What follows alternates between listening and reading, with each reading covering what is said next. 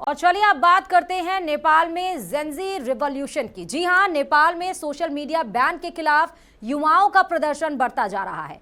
Social media ban के खिलाफ नेपाल के युवा काठमांडू की सड़कों पर हिंसक प्रदर्शन कर रहे हैं। आप भी देख रहे हैं ये तस्वीरें। पुलिस और प्रदर्शनकारियों के बीच हिंसा हुई है। 14 लोगों की मौत इसमें हो चुकी है अब तक। और इस प्रदर्शन की अगुवाई जेनजी यानी कि 18 से 30 साल के युवा कर रहे हैं।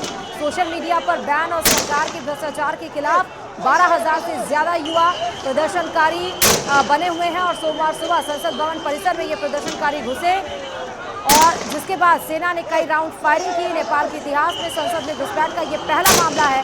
रिपोर्ट के मुताबिक प्रदर्शनकारियों ने संसद के गेट नंबर 1 और 2 पर कब्जा कर लिया। इसके बाद संसद भवन, राष्ट्रपति, उपराष्ट्रपति, पीएम आवास के पास के इलाकों में कर्फ्यू लगा दिया गया। काठमांडू प्रशासन ने तोड़फोड़ करने वाले को देखते ही गोली मारने के आदेश दिए हैं और काठमांडू के साथ ही अन्य जो 6 जिले हैं वहां पर कर्फ्यू लगा दिया गया है।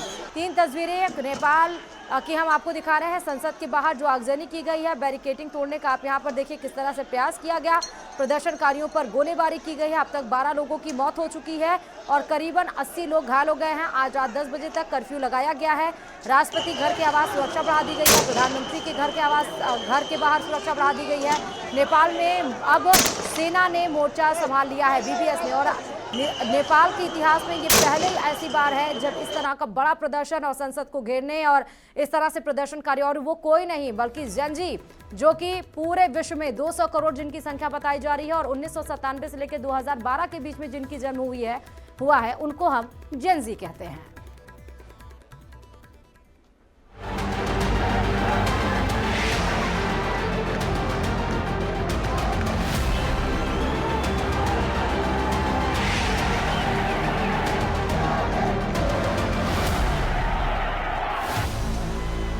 नेपाल में सड़क से संसद तक बवाल हो गया है।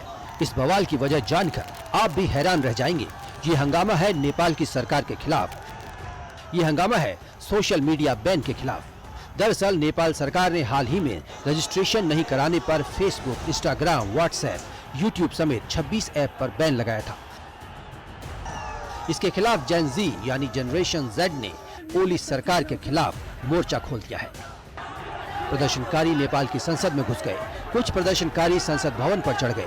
प्रदर्शन की वजह से काठमांडू में कर्फ्यू तक लगाना पड़ गया। प्रदर्शनकारियों पर काबू पाने के लिए पुलिस ने आंसू गैस का इस्तेमाल किया।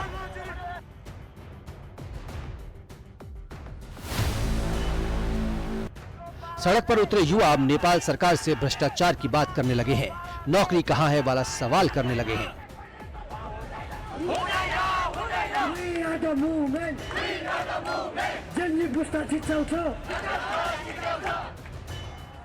प्रदर्शन को देखते हुए सरकार को सेना उतारनी पड़ी, कर्फ्यू लगाना पड़ा।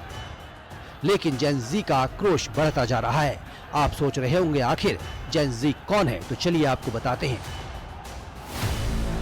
दरअसल जेन जी का मतलब होता है जनरेशन जी। वो नौजवान जो 13 से 28 साल के बीच हैं।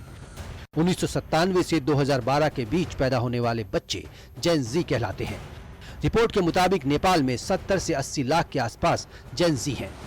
जेन जी सोशल मीडिया पर बेहद एक्टिव रहते हैं।